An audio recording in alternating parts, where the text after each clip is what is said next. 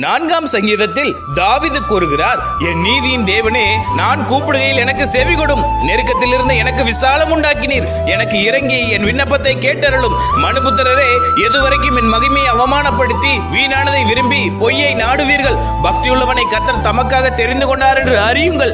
நான் கர்த்தரை நோக்கி கூப்பிடுகையில் அவர் கேட்பார். நீங்கள் கோபம் கொண்டாலும் பாவம் செய்யாதிருங்கள். உங்கள் படுக்கையிலே உங்கள் இருதயத்தில் பேசிக்கொண்டு அமர்ந்திருங்கள். நீதியின் பலிகளை செலுத்தி கர்த்தர் மேல் நம்பிக்கையாயிருங்கள்.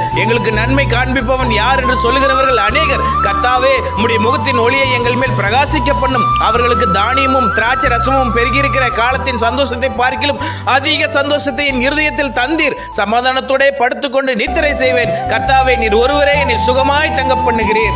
ஆம், என கண்மானவர்களே, நாமும் நம்முடைய வாழ்க்கையில் நாம் கோபம் கொண்டாலும் பாவம் செய்யாமல் இருந்து நீதியின் பலிகளை செலுத்தி கர்த்தர் மேலேயே நம்பிக்கையாய் இருந்து பரிசுத்தமாய் ஜீவிக்கும் பொழுது கர்த்தர் நம்மையும் உயர்த்தி